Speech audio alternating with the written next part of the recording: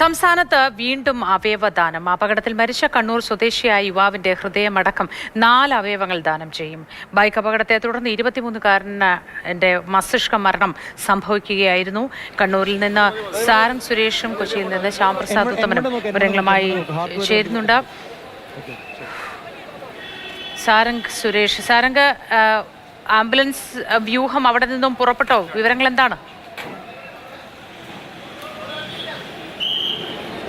മൂത്തി 23-കാരനായ കണ്ണൂർ സ്വദേശിയുടെ ഹൃദയവുമായി ഇപ്പോൾ ambulance വ്യൂഹം Kannur പയ്യാമ്പലത്തെ military കന്റോൺമെന്റിലേക്ക് അല്പസമയത്തിനകം തന്നെ എത്തും. അവിടെയാണ് എയർ ആംബുലൻസ് സജ്ജീകരിച്ചിരിക്കുന്നത്. അവിടുത്തെ ഹെലിപ്പാഡിലാണ് എയർ ആംബുലൻസ് സജ്ജീകരിച്ചിരിക്കുന്നത്.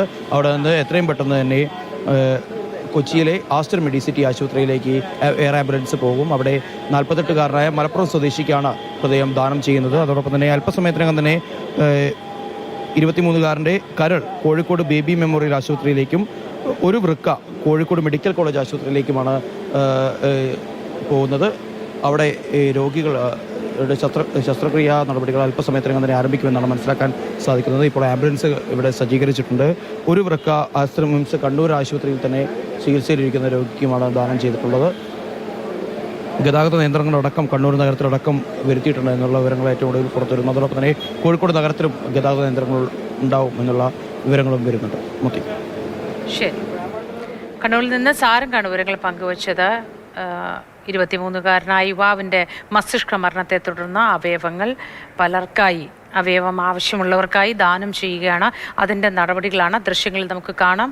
അവയവങ്ങൾ, ഹൃദയം കൊച്ചിയിലേക്കാണ് കൊണ്ടുപോയത്.